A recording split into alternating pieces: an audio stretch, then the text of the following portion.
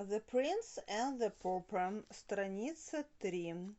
In the old city of London, on an autumn day in the 16th century, a boy was born to a poor family of the name of Canty, who did not want him. On the same day, another English child was born to a rich family of the name of Tudor, who wanted him. All England wanted him too. England had so wanted him and hoped for him that now the people were mad with joy.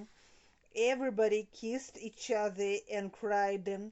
Everybody took a holiday, and rich and poor ate and danced and sang for days and nights. There was no talk in all England but of the new baby, Edward Tudor, Prince of Wales, but there was no talk about the other baby, Tom Canty, except among the family of paupers, whom he had only brought more trouble. London was an old and great town. The streets were narrow and dirty, especially in the part where Tom Canty lived, which was not far from London Bridge. The houses were of wood, with the second story projecting, страница 5, over the first, and the third projecting over the second. The higher the houses grew, the broader they were.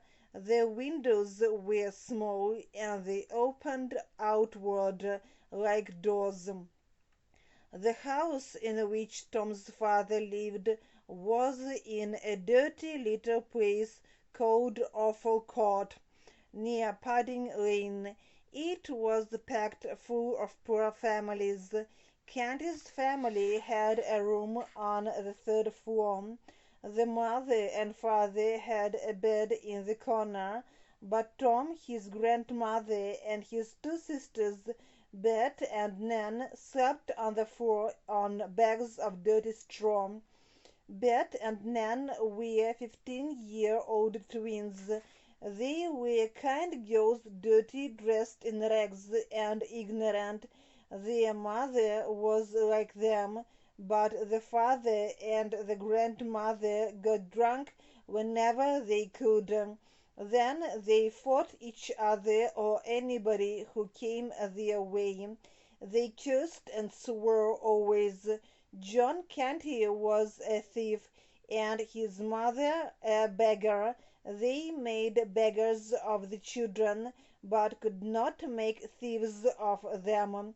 Among those who lived in the house was a good old priest, and he taught the children secretly. Father Andrew also taught Tom a little Latin and how to read and write. An awful court was just like the Cantys. Drinking and fighting were there every night. Broken heads were as common as hunger in that place. Yet little Tom was not unhappy. All the awful court boys lived like that and thought it was correct.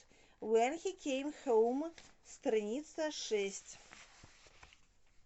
empty-handed at night, he knew his father and grandmother would curse and beat him. In the night his mother would sleep to him and give him something to eat. So Tom's life went along quite well. By day he begged, and by night he listened to Father Andrew's tales and legends about giants and fairies and kings and princes. His head was full of these wonderful things, and he dreamed of seeing a real prince with his own eyes. He often read the priest's old books, and his dreams and reading worked some changes in him by and by. His dream people were so fine that he wished to be clean and better dressed. He began to wash himself sometimes in the Thames.